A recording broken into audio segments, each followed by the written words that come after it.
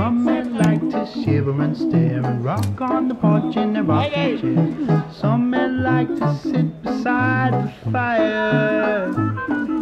Some men want to be the mayor of the town, and some men want to try and burn it down. Some men tell the truth, and some are liars.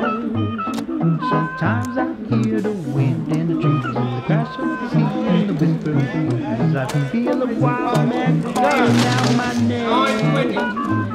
And then you won't find me in the cemetery with the grass so green and the lemon trees. I will fly away. Oh, I will fly away. I will fly away.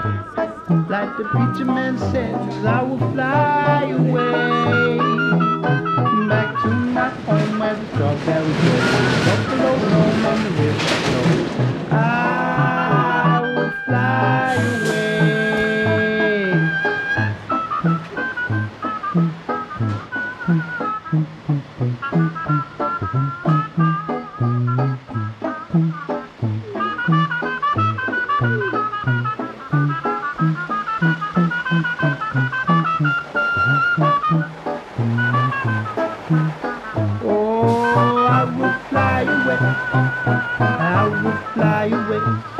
Like the preacher man says, I will fly away. Back to my home where the strawberries grow and the buffalo roam and the river flows. I will fly away. I will fly away. I will fly away. I just like pigeons. I can't explain it. I don't know what it is. But to me, looking at pigeons, racing pigeons, is no different than you looking at a beautiful Sheila. You know, you say, oh, look at that. You know, she's a bit of all right. Or, you know, I've got a mate that's got a beautiful new car, like a big Megget, and he looks at that. He doesn't look at his wife. He looks at this car and he just loves it, you know. I love the pigeons. You know, when I was growing up in the sport, it was a big thing. I go back to when I was 17, 18, 19 years of age. We went into our local club rooms, or not, association rooms, and you were jostling for room. There's 400 or 500 people in there on any given night with their clocks and that, and there was a buzz. There was a real excitement. You know, they'd call out the winners, and there's 400 people in there, all clapping out the winner, and those days are gone. The membership's fallen off over the years. I think one of the main reasons being the young lads and that don't get into because of so much else that they can do, like television and all things like that. So you don't see the young chaps playing sport today like years ago.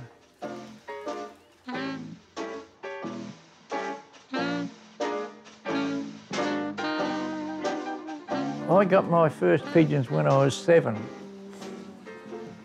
because my mother's 2 brothers, Tom and Harry, and their father all raised pigeons. And of course I used to go down there all the time to watch them clock and I got interested myself. And they gave me a couple of pigeons after a 500-mile race one year, and that's how I started off. And my best pigeon, I'd say that I've ever raced, I called him Johnny, and this one of mine, he won me 2 300-mile races from Mildura, southeast headwinds and rain each day, and the second race that he won, he was the only bird in the club on the day, and I can still remember his number. VPU 41 354.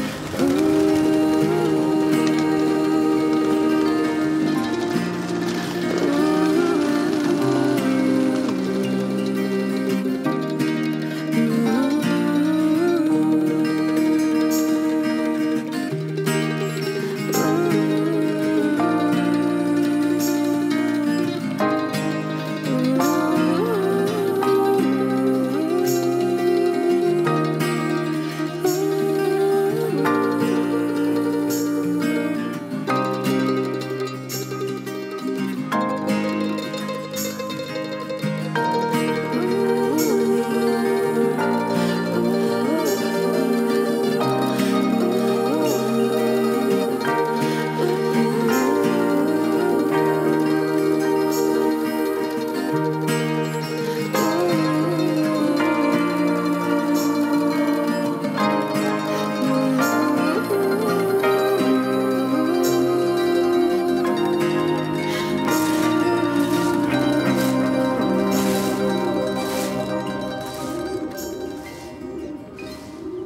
13, 14 hours later, I'm standing in my backyard and walking around pacing, hoping one comes. You got any mail? Well, young Groves rang. I don't know who he's got it from, but apparently they were seen at Finley at 5 to 4. And Finley, I just looked in the book, maybe 20 miles north of Tokemwa, maybe. That's assuming they're the leaders. You know, they might have been the tail enders they've seen. You know, you wouldn't necessarily know, so not going to be as easy as we thought, put it that way.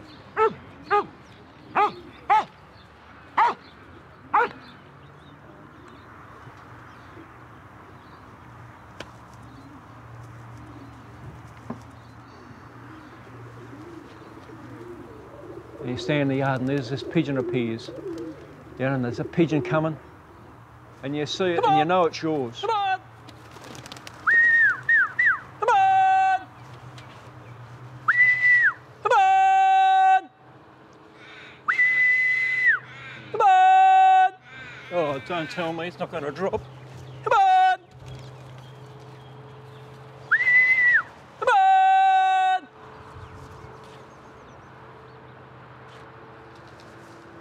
Where's it going? Just around the back. Come on!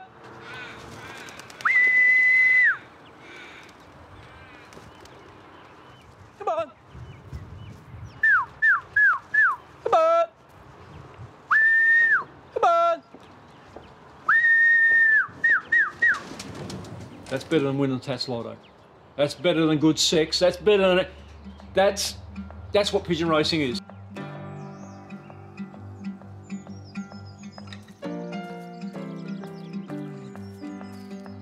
The clubs that are flying in the area that I live now and the area that I live where I come from, there's not a trophy I haven't won. Come on. I've been the highest prize winner in all of them. I've won Barcelona twice, but the competition I'm in now, I mean, is the what I call the national flying of England, and the competition is very difficult. I'm successful, but there's room for a lot more improvement.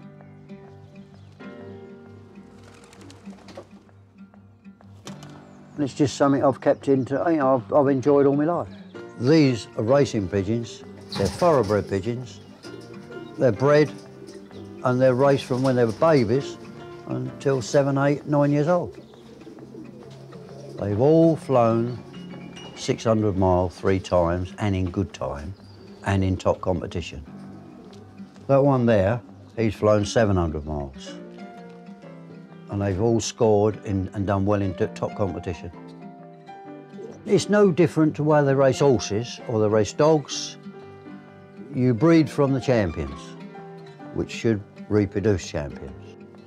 The pigeons that you see in this garden, the actual breeding of them and the pedigree of them, you can trace back 60, 70 years. They're a family.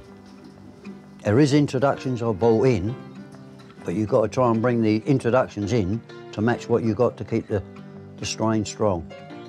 To fly 700 miles into England is very difficult. When we liberate pigeons in Barcelona, the right way home to get into England is on a northwesterly direction. It's impossible to come over the Pyrenees. But I mean, when they meet the Pyrenees, they can't get over the Pyrenees, they've got to decide which way they go, left or right. If they go left, they're finished up in Andorra, they're gone. If they go right, they're on. So they have to go the wrong way before they can get the right way, by Palamos, Perpignan and that way. It's more than 700 miles. They know that they're in the race and they've got to come out, break out of 28,000 pigeons and go the way they belong and get home as quick as they can. I only name pigeons that have been twice a consecutive winner, or if they've scored from Barcelona, I'll give them a name.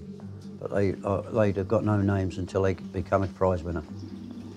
Charwell Dan, I would say he was probably one of the, I would say he was the best winner I've had in my lifetime. I've won Barcelona twice, but for the time of night that he dropped, 9 o'clock at night, it was something special.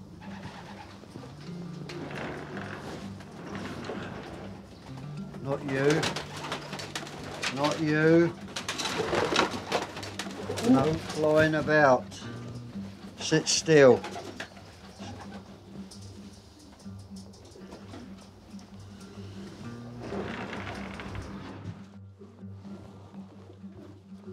This is Charville Dan, the winner of the Barcelona Race in 2008.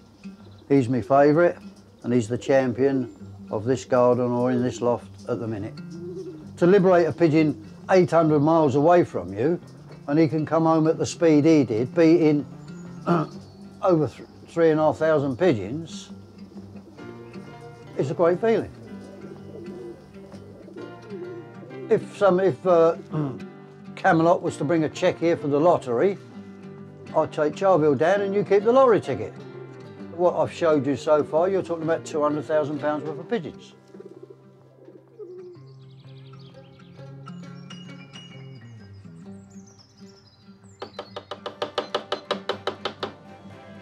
You're coming in for a cup of tea.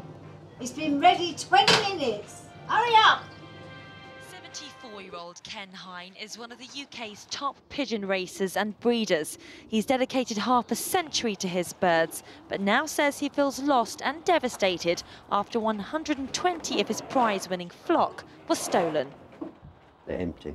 All the boxes, there's no pigeons left. All the top pigeons I owned are gone. A lifetime's work, what I had. The pigeons that were in here were top racing pigeons, and it's taken me 50 years. You can't replace what they've taken. It's thought some kind of Romanian gang carried out the latest theft. In the last 3 weeks, several other pigeon fanciers in Kent and Billericay have been targeted too. It's believed the pigeons are wanted not to race, but for breeding. Among his loss, Ken's champion, Charville Dan. Sangeeta Candola, London Tonight. I turned the lights out at 1:45 in the morning. The shed was okay. When we got up at 7:30 in the morning, when gone. Jeff come, they was all gone. It's only since the immigrants have come into England, and it is the Romanians, but they're not pigeon fanciers. They're what I call gypsies.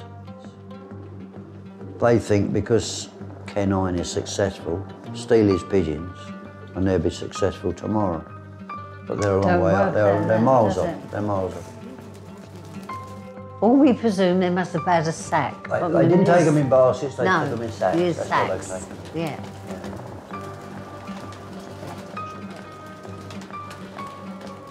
Yeah. It is an organised setup. And there is a good market in Romania for the English pigeons, for money-wise. It's a lifetime's work. The pigeons they've taken, it took me 40 years to get them to where I got them, and they've just been taken. But wherever they've gone, they don't know what they've got, they don't know what's brother and sister. Wasted.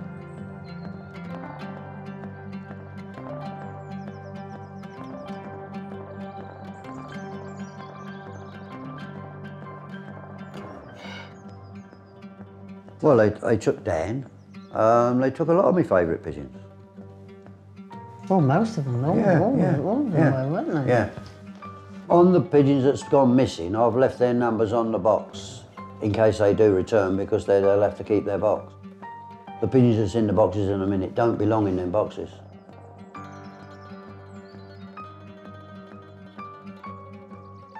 Well, we've had this put inside because of the pigeons that were stolen. And then anybody that walks across the grass, the lawn, you hear noise from that one there. See? Bip, bip, bip, as it is out there. And that's Ken coming, walking across. Or if anybody was going to come and now try and break in the house or on the lofts, we've got them. We've got them. So, made me feel a lot better, 1,000 times better. Ken would really, and I mean really, really love it, if the grandchildren took over the pigeons. He would be over the moon, be so happy. I tell you that now.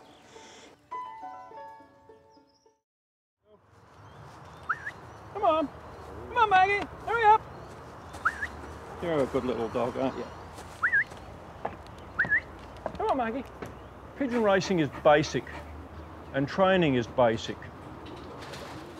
You don't exercise, you get fat. You get fat and you do run, you fall over, you die of bloody heart attack, whatever. So, with pigeons, once they're weaned, you put it in the loft away from its parents, you watch it, you make sure it's getting the food and the drink. Once that pigeon's settled, within, well in my case, within 2 days, I open the doors and I walk all the young ones out onto the front of the landing. And at that stage, they basically can't fly. They can fly off the ground up onto a low perch and things like that. It's like a baby that's basically just learning to walk. So I walk them out and they walk around the yard. Some of them drop down onto the lawn. I have a bath out for them, make them comfortable, relaxed. I'm always around when the young ones are out, so nothing disturbs them. And they learn to come in and out. That's the first thing. And once they get to that stage where they're doing that regularly, by the time they're 2 months old, pigeons should be flying up willingly because that's their first instinct again. They've got to fly. They've got wings, they've got to fly. And so you start flying them, and if they're not flying, there's something wrong, usually. Like they're not in great health, or they're timid, or they're just poor quality, whatever. And you basically try and eliminate the ones that aren't good. But by training them regularly, in other words, letting them out fly, slowly but surely they get more comfortable. And you'll get the pigeons to flying half an hour, 3/4 of an hour. I like the pigeons to fly every day of the week for at least an hour. That way they don't put on fat, they learn to home, they basically learn where they are, they start roaming, they might disappear for half an hour, 3/4 of an hour when you let them out. All that, they're learning where they are. They're basically learning the area.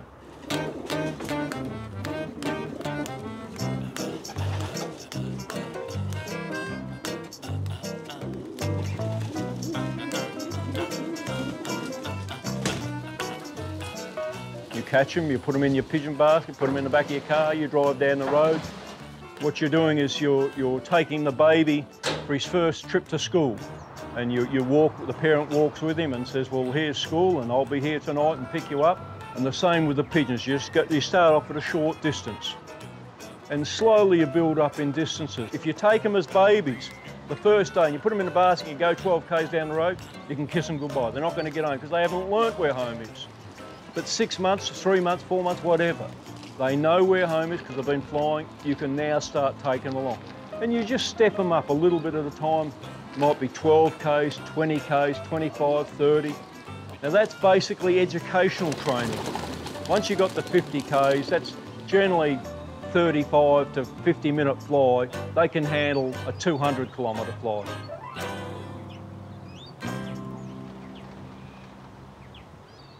The difference between racing pigeons and what I would call scrubbers, church pigeons, street peckers, whatever you want to call them, is basically the racing pigeon has been bred down for 150 years, close to 150 years.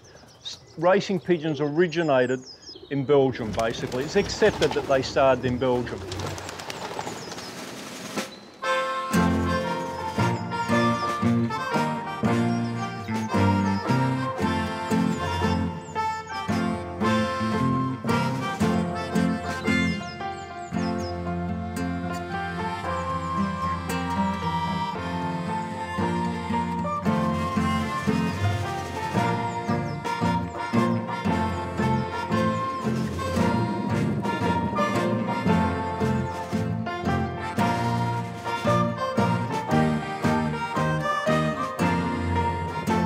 I started as a pigeon fancier like everyone, and that's a nice thing. I mean, I came in the sport from nothing. Just as a boy racing at my father's place, my parents' place, being a loft manager, cleaning lots of pigeon droppings or pigeon shit for 15 years. and I became professional on my own. Pigeon sport brought me everything. I had to work hard for that, but I came from nothing.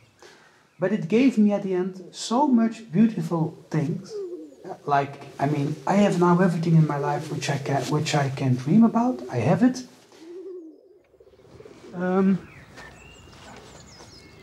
You see, not just where they are in group, you see birds coming back, that's what we need to have.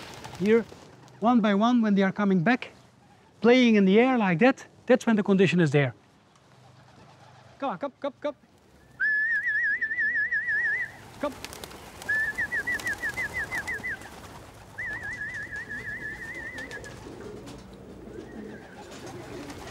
So when you call the birds, they come in and immediately they are looking for their box, they are finding their food, they will defend immediately their food and their box. When pigeons return from a race where they have bad weather or rain, they come back and they can relax on their stone and get dry very quickly and to be in good condition for the next race. This is the regulation for these heating stones. Humidity and temperature can be arranged here. So depending on more humidity, it will arrange itself and it will heat the stone when needed. As a young boy, I had to clean so many pigeon loft and so many pigeon droppings or shit, how you call it, that I decided to use the new system, the cleaning system, because the time that I spend by cleaning the loft, I spend now in my family and in my pigeons to handle them and to train them.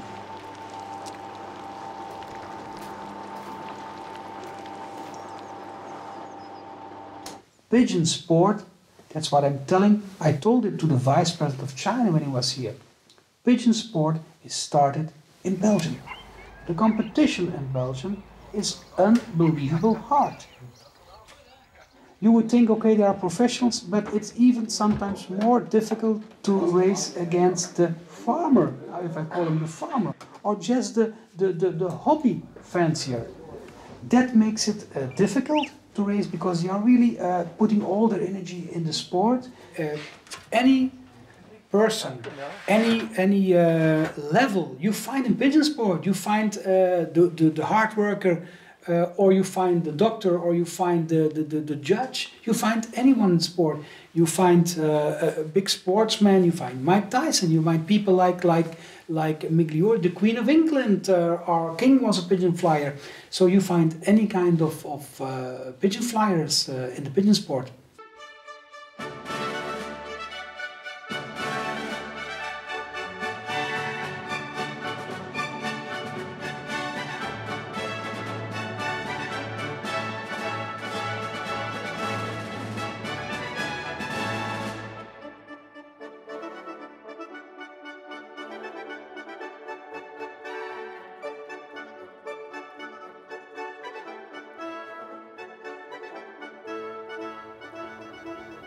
My name is Carlo Napolitano. I race racing pigeons. Her Majesty the Queen of England's racing pigeons. I got the job of racing Her Majesty the Queen's pigeons because I used to compete against Her Majesty the Queen, and I was quite successful. Well, I think at first when you tell them that your husband keeps pigeons, what? And then when you say that you keep them for the Queen of England, I said, yes. They'll say, I didn't know she kept pigeons. I said, well, she's kept pigeons for, well, the royals have kept pigeons for many, many years.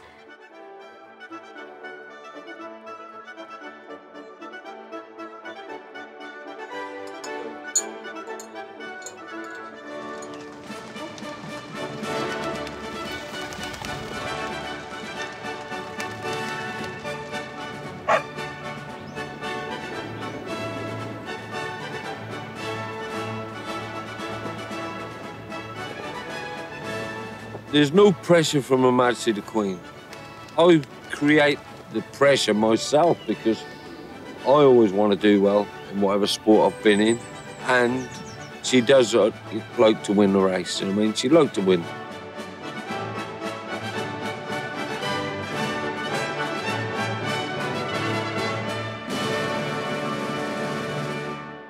I do everything with the pigeons, absolutely everything. Her Majesty the Queen picks the tab up.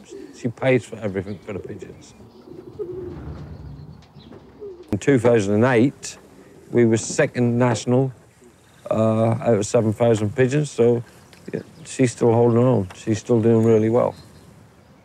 For the first race tomorrow, I'm going to put 25 pigeons in. It's from the south, and we're racing from Bovingdon, which is 91 miles. I'm now going to introduce this hen into the cock section, and just to motivate the homing instinct for it to come home that bit quicker. I should imagine that's like somebody been away in the forces and come home. Ideally, it would be nice if they was both in the nest bowl and just go in there and pick her out. There they go. Now the ideal now is to be in there quick to take that hen out. That's the first time she's seen her cockbird since she had her youngsters this year. And she's been away from the cockbird about 2 weeks. The extra motivation is for this pigeon to get this to come home as quick as it can. And we pop her straight in the race basket, and we go through this with every pigeon we fancy. Come on, my little girl. We've done the best for you at home. The best of luck to you all tomorrow. Let's hope you do well. We got no favourites. They all have to earn their corn.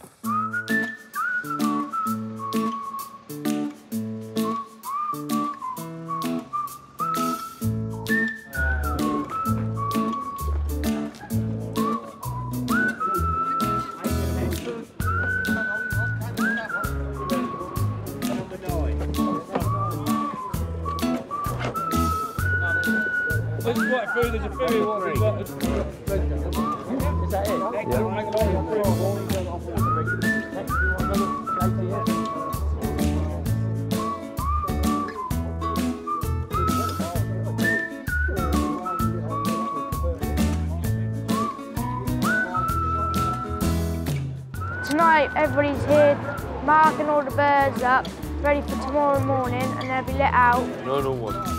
901. Cock. These are racing pigeons. You can win money with these. The other pigeons, they're just like dinner, really.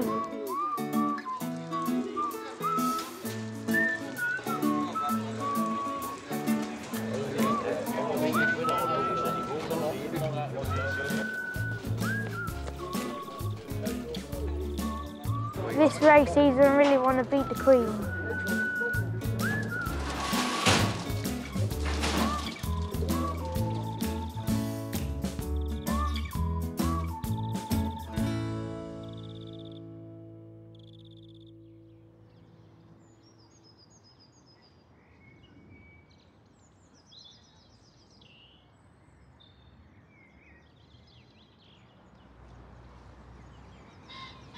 The Liberation was smaller from Bovingdon, 91 miles. There was no wind forecast, but at the home end, southwest. In fact, this is one of the best days I can remember for the first race.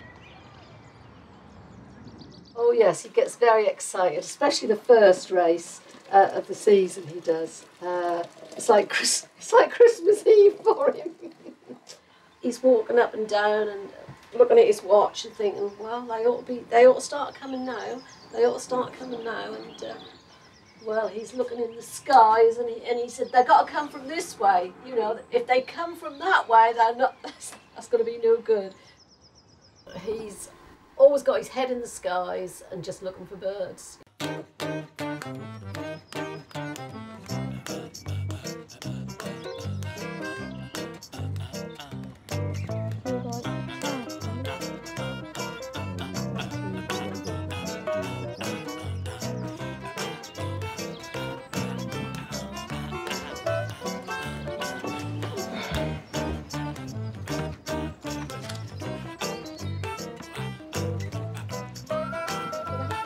Oh, it's still in it. Always like one of these big cats.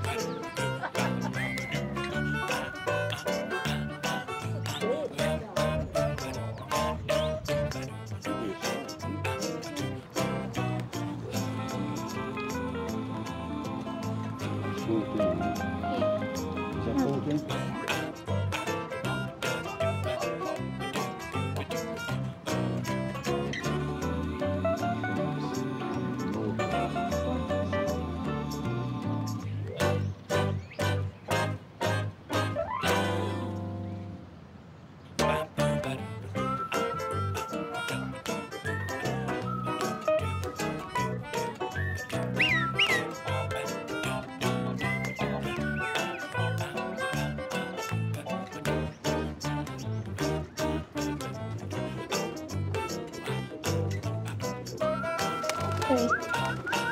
Is that first one?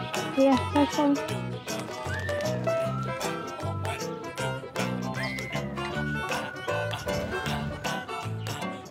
Go on. Go on, man. Go on. Go on. Go Go on. on. Go on. Go on. Come on. Yes. Not bad, is it? Nope. This is our first one back today from the race. Yep. And I think it's come in very good time. I think Might beat Queen, haven't you? we might even beat the Queen today with a bit of luck, all going well.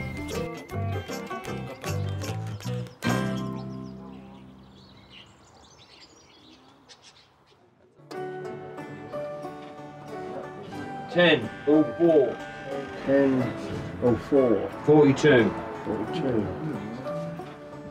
Clock.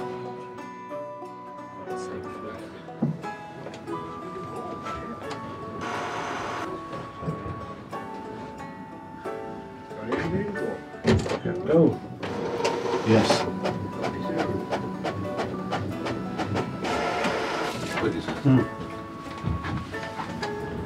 Here's the result. First tonight is Her Majesty the Queen.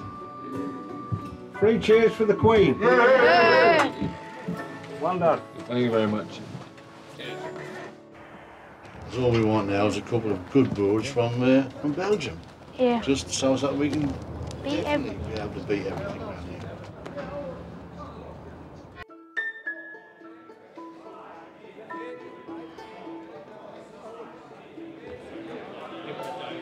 You say to somebody your hobby's pigeon racing and they say, what? What? How do they come home? How do they know to come home? Well, nobody knows that. There's all different types of theories about what it is, but we just don't know. There's been scientific tests where they've tested and there's a certain little bit of grey matter in their brain that racing pigeons have got that other birds haven't got. But there's been many, many, many scientific tests done. There's been tests done where they've put stuff over their eyes and let them go and the pigeons still come home but they can't find the entrance to the loft. There's been tests done where they put wax in their ears and let them go and the pigeons didn't come home until the wax fell out. Nobody's got the answer. Well, actually, it's I think it's all to do with the magnetic lines of force. And when a pigeon gets up and he kind of must fly on a kind of a radar, and when he picks up a certain signal, they follow it through. They've got, in their brain, they've got a little, something, I don't know what it is, and that enables them to pick up a signal, a beam. And, you know, and that's what they circle generally, and then when they get this signal, well, they head it through. It's like a kind of a radar. We feed them morning and night. We supply them with a safe environment. We supply them with a perch to sit on. We treat them reasonably well. They come home. It's natural. When you were a boy and you went to school, after school, well, the most natural thing is, well, yeah, you want to play with your mates and kick a footy and that. But come tea time, you were sitting at the table looking for food. Pigeons are no different. I think that a lot of them come home because they just like coming home. There's many, many reasons why we can't get young people in. The biggest thing is pigeons are a 365-day-a-year commitment. You don't just close the door and forget about them for a week. Every day of the week you've got to feed and clean them, give them fresh water, you know, whatever, train them. You don't just switch off. You go on holidays, you've got to organise somebody to look after them. If you're a computer nut, well, you switch the bloody thing off the PowerPoint and you walk away and you forget about it. If you're a golfer, you throw the golf bags in the closet and you forget about it. If you play football at the end of the season, you put your boots up and you take it easy. So for a new person to come in, very hard to start. And we don't have grading. There's not A grade, B grade, C grade. You all go in at the deep end with the big sharks. You know, you got the little tadpoles floating with the sharks. You can consider me a shark, whereas a kid that comes in as a tadpole, but he's expected to compete on the same level.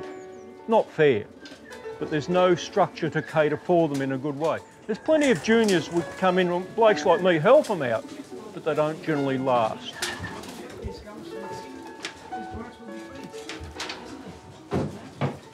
Pigeon sport will change. There are less fanciers, but more birds in the races, so also that is changing, but it's still beautiful. Of course, there is more money now involved in pigeon sport. That has its advantage and disadvantage. It is nice for the one who wins, of course. It gives a bad feeling for the one who doesn't win, but everyone has the chance to win. So more money in the races, I think it's not bad.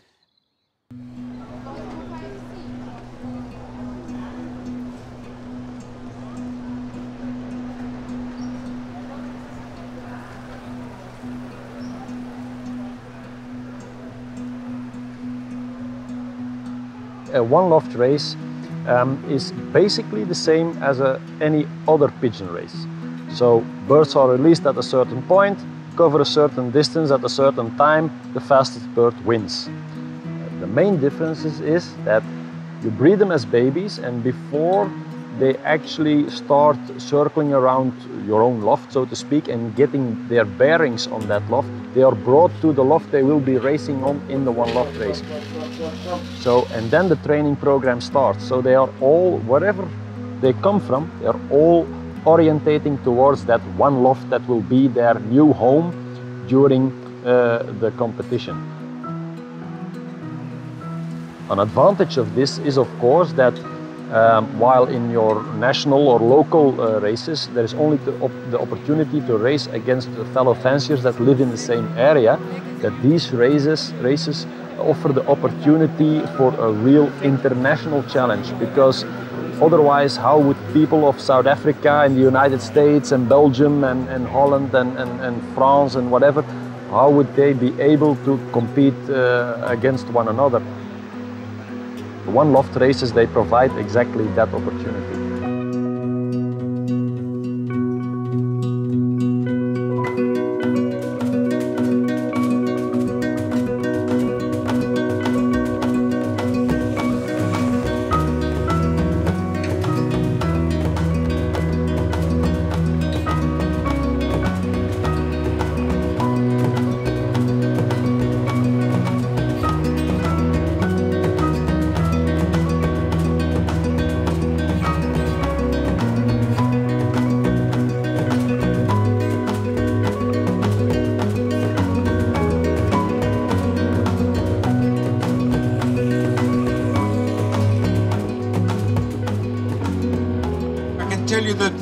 Have arrived safely in Hopetown.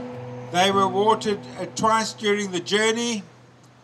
They had a good trip down there, and the pigeons are all resting comfortably, ready for the release tomorrow morning. Her Majesty the Queen knows we come here every year, and I hope she's confident, and she believes I'm confident, and she wishes all the best. If she doesn't win it, she'll take it on the chin.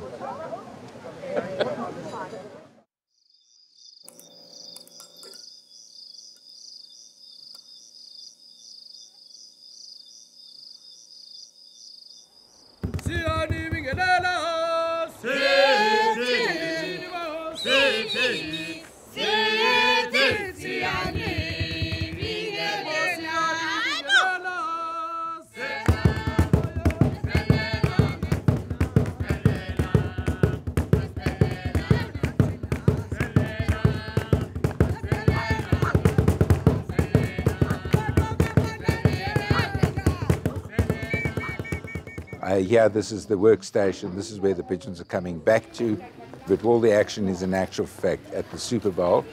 where the lofts are connected via video images.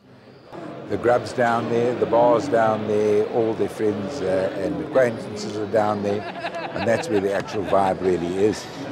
Hi, I'm Frank McLaughlin. This is my father, Frank. We're from McLaughlin Lofts, United States of America, East Coast.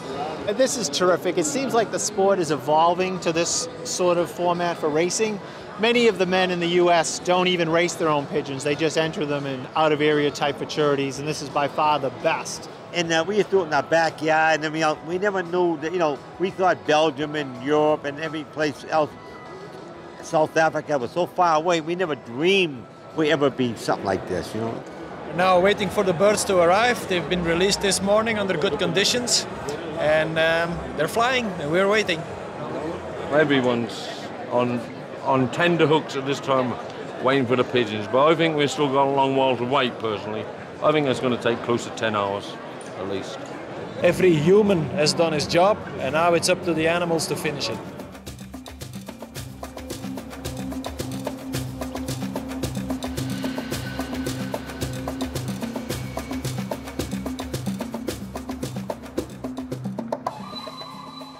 Birds broke into 2 packs. One pack broke immediately, the other pack circled a bit. It'll be anybody's guess as to which one decides to take the right course home.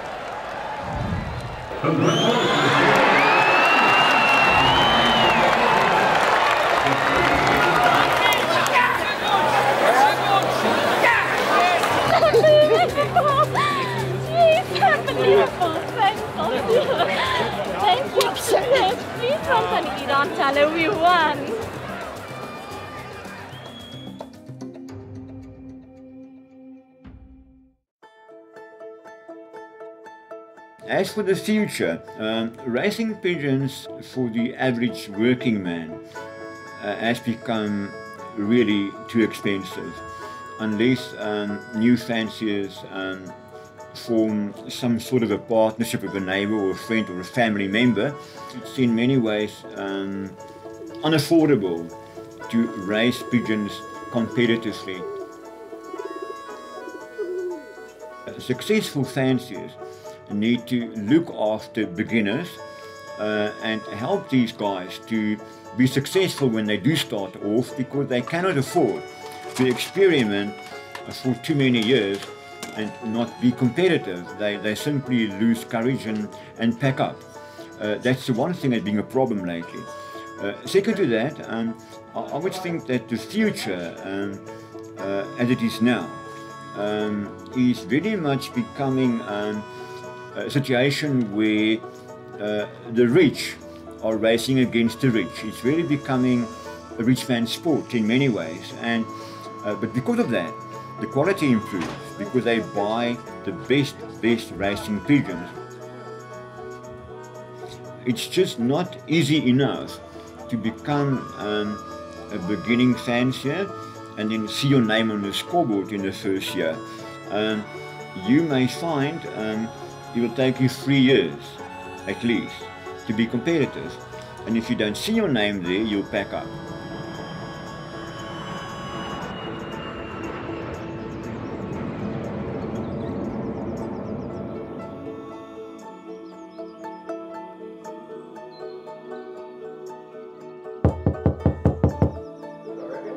Yeah? That's for you. Where is it? Just there, be alright. Oh, good. You don't have to take shoes off, you'll be alright. Oh yeah, morning. We've got a plastic, got a parcel here from Mr. Sam Dent. Yeah. From Josh Thorne.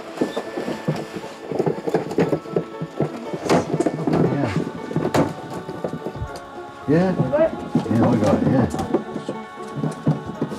How many's in here then? I think it's 6. Yeah. I'm not quite sure.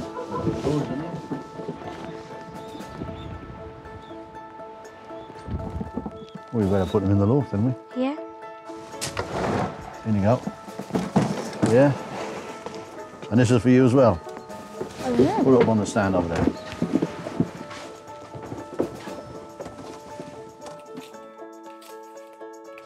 A letter from Joss Tanay and John Henson, right? Dear Sam, today we sent you 8 pigeons as a present, 2 for breeding and 6 for racing. The white grizzle hen is bred from my best pigeon, Avril. She was the fastest pigeon on earth. We hope these pigeons will help you to win in England and fulfill your dream of becoming a champion pigeon racer. Best of luck this year and hope you also one day beat the Queen. Regards, Josh Tanay and John Henson. Thank you. Thank you very much, we're very grateful. And we will look after them. This is a grizzle hen. She's very nice looking. Her wings are nice markings in her wing and her tail feather. And I do like some grizzles. I like a lot of them. Yes, well, we're over the moon about it. Yeah.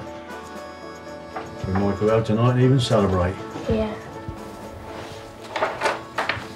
Oh, Sam, put that in a frame.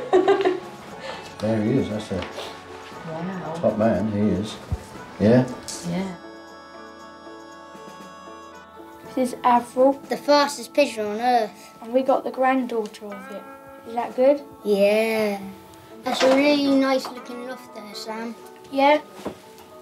Nice, isn't it? Yeah. It does what we need. It's not posh, it's just what we need. And it's just right. Yeah, just right. What do you want to call the white grizzle then? Well, that one? Yeah. Shall we call it Josh? No. Or shall we call the cockbird Josh? Yeah. Right then. There's James, Josh, Derek, Double and Trouble, Avril Junior, Coco and Messi. Yeah. Yeah? Yeah. Good names? Yeah. What are you going to do with these birds? Well, we're going to breed from them. We're going to pair them 2 up and then them 2 down there, them 2 down there, and that one together. And then we're going to breed from them, and then we should be a champion of pigeon racing, like Josh and John. Yeah? Yeah. I pine is the word, for the days of yesteryear. Those days are gone. Now I'd like to see them come back, but I accept that it's not going to happen. At the end, it's still that feeling being with pigeons. It is like a sickness, and I don't know how it. I cannot get rid of it. That's certain.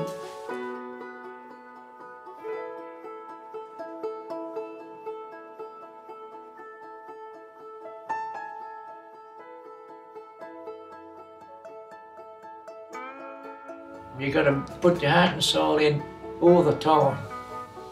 Yeah, to be a good flyer. And that's about all I'd say.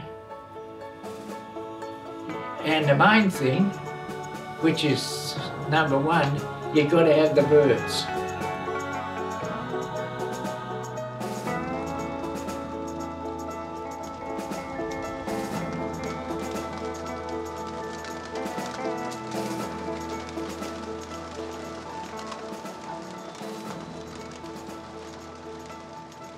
Hi Josh, this is Sam from England. I've just beat the Queen from a race from France and I'm getting a cup in a couple of weeks. Yeah, I'm pleased. Yeah, thanks, bye.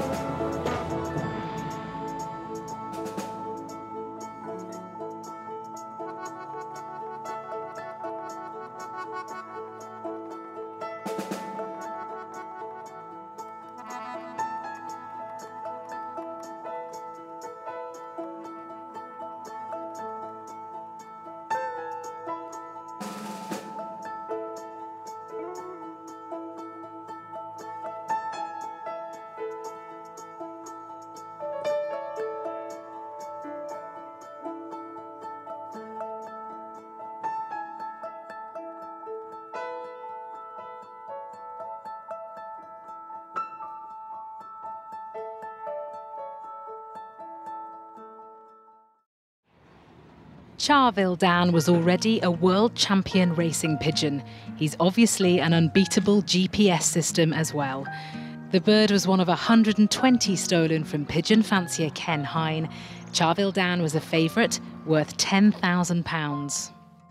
Ken thinks the birds were stolen to order and taken to Romania, normally too far away for even a racing pigeon's homing instinct to work. When I went into, because he's got his own box in there with the hen he's paired to, and he was in there sitting in a nest bowl, calling with his hen. I just had to look twice to make sure it was him, thinking it was something else. The pigeon faced a long flight back to England from Romania, a 1,300-mile journey as the crow flies. I can't explain to you how impressed I am for him to come back.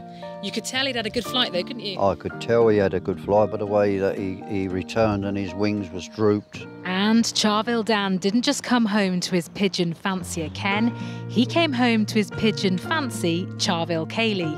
He was a wise enough bird to return to his partner of 5 years, just in time for mating season.